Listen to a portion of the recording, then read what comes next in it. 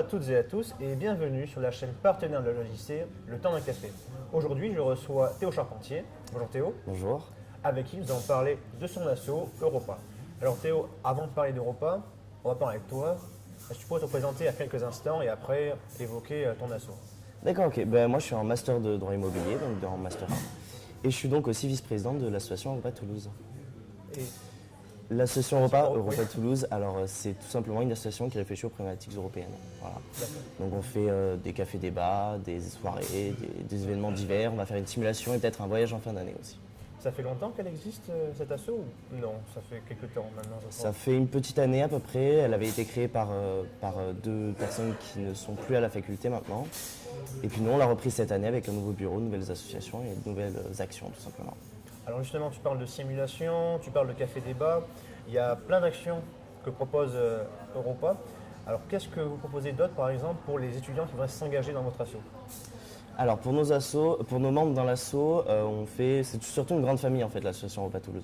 On est un peu tous potes, on s'amuse bien, on fait de bonnes soirées, ça c'est sympa. Ça, c'est Ça c'est très sympa. Ouais. ça fait genre. Mais surtout en fait on fait des simulations, on va en faire une d'ici janvier-mars j'imagine. On a des partenaires à Bordeaux avec qui on va en faire une en mars ou avril il me semble aussi. Et surtout on aide les gens qui partent à Montréal l'an prochain, en été à peu près, pour faire la simulation du Parlement européen, Canada, Québec, Europe.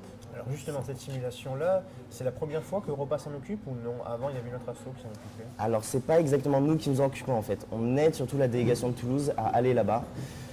Pour ça en fait on la finance partiellement, on les aide à s'organiser, etc. pour qu'eux ils puissent très bien faire cette simulation. Tout simplement. Et alors, on fait une simulation de Parlement européen, mais pourquoi avoir choisi la thématique européenne finalement? Est-ce qu'on n'aurait pas pu faire une simulation de l'ONU ou d'un Parlement français?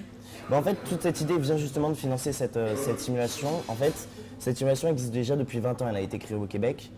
Et nous en fait on ne l'organise pas mais on y participe très fortement. La délégation de Toulouse est une grosse délégation dans cette simulation. On a choisi la thématique européenne en fait surtout parce que ça nous plaît en fait. C'est des sujets d'actualité, c'est surtout un sujet encore un peu inexploré et qu'on devrait beaucoup plus explorer parce qu'on pense que c'est un peu le futur des questions dans le monde. Ouais, finalement, c'est une possibilité pour l'étudiant de se sentir plus proche de l'Union européenne, d'une certaine manière. Oui ou non, parce qu'en fait on est apolitique, asyndical, donc on prend des anti et des pro-Union européenne. Surtout la question elle-même européenne, ça peut très bien être la CEDH, comme l'Union européenne, oui, tout à fait. Et sur l'Union européenne, vous avez des sujets d'actualité phares peut-être pour cette année?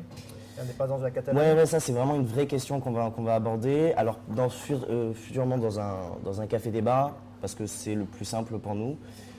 La Catalogne, c'est une vraie question, ouais, parce qu'on ne sait pas si oui ou non elle restera dans l'Espagne, si oui ou non elle pourrait rentrer dans l'Union européenne. Nous personnellement et moi à titre personnel, je ne pense que non, pour la simple et bonne raison que la procédure d'entrée dans l'Union européenne suggère l'unanimité en fait des États membres. Est-ce que ça ne créerait pas justement un nouveau schisme après le Brexit où on était soit amis soit ennemis de la Grande-Bretagne?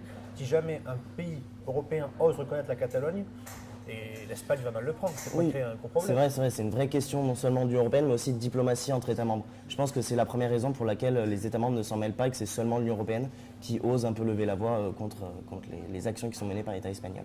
Donc on peut espérer peut-être voir une délégation espagnole durant la simulation. Il y en a une. Elle vient souvent de la filière franco-espagnole de Bordeaux.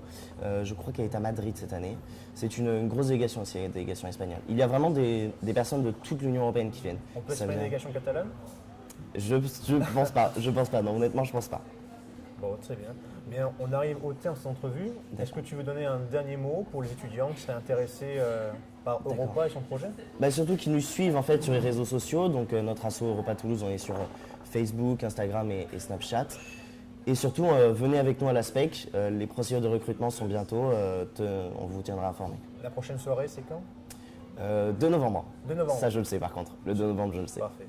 Merci Théo d'avoir pris le temps d'un café Merci pour en à vous. discuter. Merci. C'est un plaisir. Quant à nous, on se retrouve au prochain café et on remercie le Papagayo et l'équipe audiovisuelle pour l'apport technique. À bientôt.